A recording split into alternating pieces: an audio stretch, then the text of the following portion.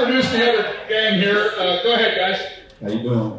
My name is Curtis Kelley. I'm a grad assistant. I played here back in 2010, 2011 for the leading team.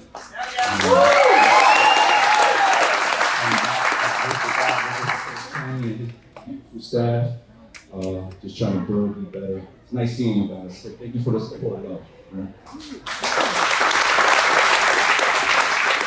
Hi, my name is Bailey Bachamp. I am a K-State grad from 2011. I'm currently our Director of Operations from Manhattan. My husband's from Manhattan, and we have twin boys that just turned 2 over the weekend.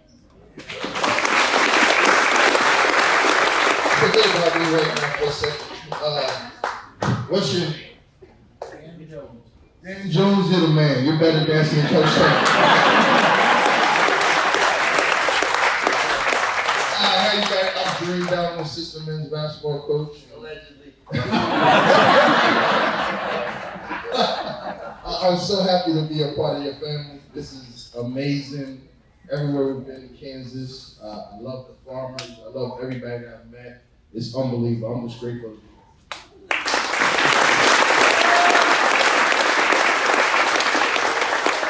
For these 4, well, maybe not Curtis, but the other 3, it's their first time out in Western Kansas on the Catbacker Tour. Before we jump into basketball, what's the week been like for you experiencing these different stops and all of these great K-Staters? Well, first of all, thank you everybody for being here. This has been incredible.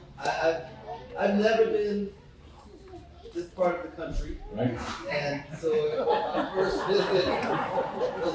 visit to Salina, Great Bend to Scott City, Beijing, yeah. Scott City, Garden City, Liberal, Kansas, and now Dodge. And I just learned that phrase, get the hell out of Dodge. But now we say, get the heck back to Dodge, right? Yeah. All right. So it's just been incredible. We've learned so much and have such a great appreciation. I know that some of you drive to games, and just the sacrifice if you driving back and forth to help support the team, it just means so much to us. It makes us want to work harder so that you can take that drive to Manhattan, Kansas for that parade. It's going to happen.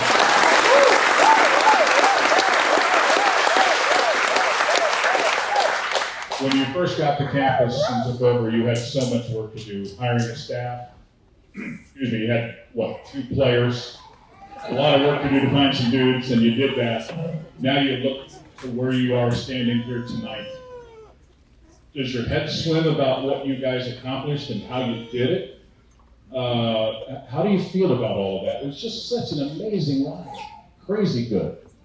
Yeah, we really, I think Jareem will agree with me, maybe Bailey, stop messing with him.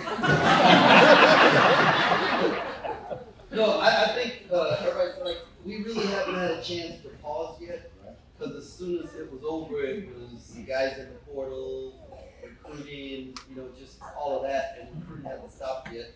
But we are way ahead of the game. So last year at this time, we had 5 guys on the roster, and y'all were going, what the heck is that dude doing out there? I thought he could recruit. And right now we have 10. So we can play 5-on-5, and Curtis doesn't have to jump in drills right now. And so, and they're a good 10. And so we really hadn't had a chance to reflect on it. There's been a lot of awards, and whenever you get awards, it's because you had a really good team and they played really well, had a great season, and it's never one person, it's a great staff, and we won games, but our fans won us games. It was multiple times. There's a coach in our league, and he told another coach, he didn't know the story would get back, but he said he had no idea that the environment was like that in Bramlage, so he didn't prepare his team for it, and they were shell-shocked, and they got blown out, and he said, but he had no clue it was like that. right? And so, I mean, there's nothing like a home court advantage. You guys provided that for us. So it was just awesome, man. So we're gonna, this upcoming week is a dead period where we can't go out recruiting, nobody can come to campus, so we're gonna have a little downtime, and maybe then we'll be able to reflect on that. Allegedly. Allegedly, for sure. Well, the ride was special, wasn't it? And I'm sure all of you can probably surmise what we're going to talk about here in terms of key parts of the year. Winning the tournament in the Grand Caymans was so big for your group. Then you start conference play, beat West Virginia at home.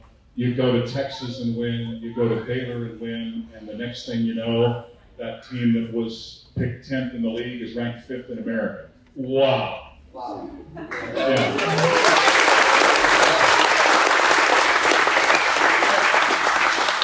I have to say this, we would not have had that team had it not been for Curtis and for Marquise and Ish.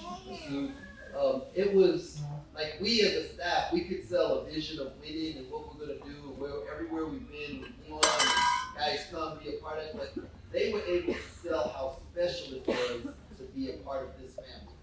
And until you've been a part of it, like I thought I knew how passionate y'all were. I thought I knew what a great fan base you were. But I was like not even a tenth of it. Like, I mean, you guys so surpassed anything I could have imagined. And now when we talk about the place, it's from experience. But they were able to do that for us, to put the team together that we had. So they deserve a big hand. And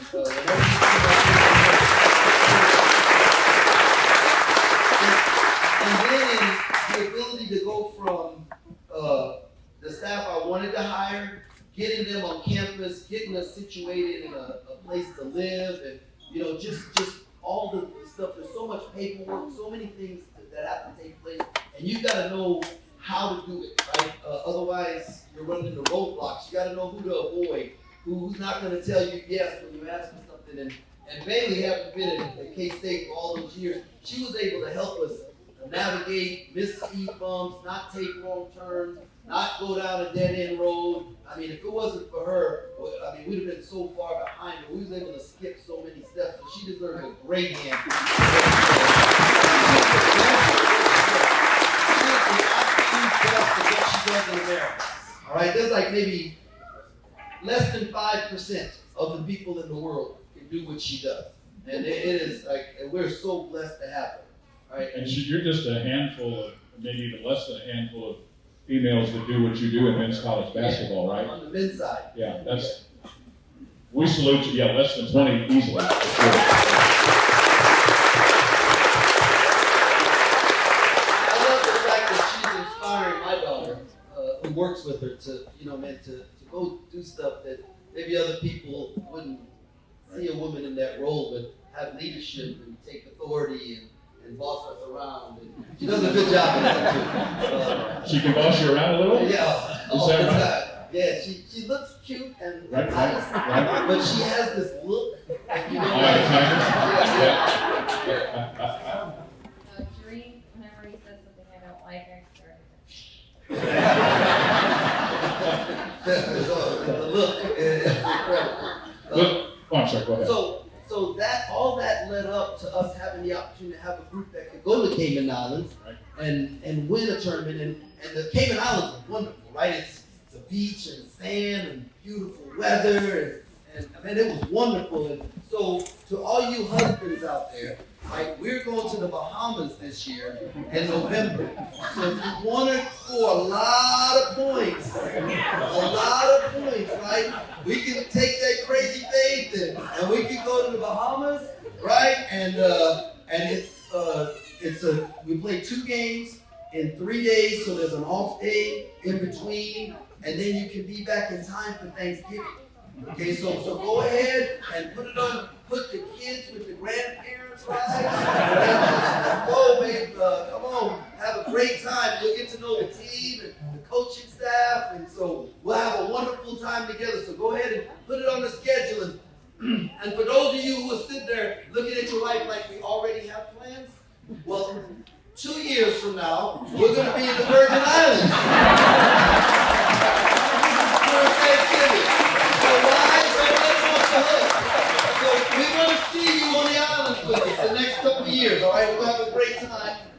So winning that tournament was great.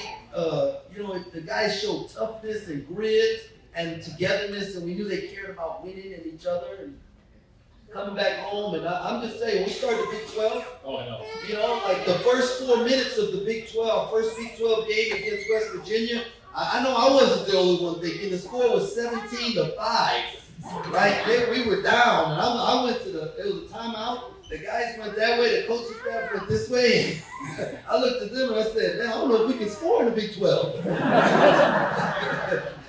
But luckily the guys, they cranked it up and we was able to win that game in overtime. Then we go on the road and at Texas, and I thought to myself, man, I don't know if anybody can stop us from scoring at Texas. Right? It was the avalanche opened up. I was like, we need to save some of these for later. And then beating Baylor at Baylor, oh man, that was incredible, right? That's one of my favorite nights of the year, honestly. Man, I can't imagine what it was like for you spending 19 years there and beating your brother, really. That was unreal. He cried like a baby in life.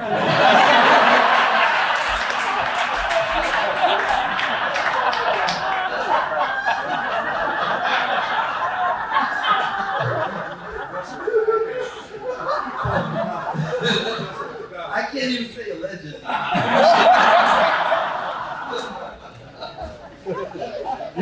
You know what I'm going to do next year? I'm going to have Reem and Coach do a radio show without me because I think they can do it. Can we do it, Reem? No. We need the Hall of Fame always. Always need the Hall of Fame. Well, but then let's talk real briefly about the tournament. I mean, I heard you say to the kids that winning games is hard. Winning in the NCAA tournament is way hard. And what a show you guys put on. To get to the Elite Eight from Greensboro to New York City and Madison Square Garden, for those 4 New York kids, wow, what a ride. Yeah, no, that was a lot of fun. I mean, it was, the approach was, it doesn't matter what numbers next to our name, so we eliminate the numbers. We never looked at the bracket. It was just one game, Montana State, K-State, and for 40 minutes, anybody can beat anybody. And the guys bought into that. And then all year long, we said we're going to play with love, joy, and freedom. And we just went out and played with love, joy, and freedom. And we wasn't going to look over our shoulders. We were going to second guess. We wanted our guys to be real aggressive and play hard, and have fun. And I thought they did that. Was Curtis the 3-point shooting coach in the last 2 minutes of the Kentucky game? No? They're slam dunk. Okay. But then you get to the. I guess we'll close that part of it out by saying, everybody understands how good Marquise and Keontae were, but it was more than that. It was a team, but those 2 guys were special. Yeah, Keith was special all year long. Like, he was special from the very first team meeting. I mean, he's sitting on the second row, and he's giving me great eye contact and nodding his head to everything I was saying, and I felt an immediate heart connection.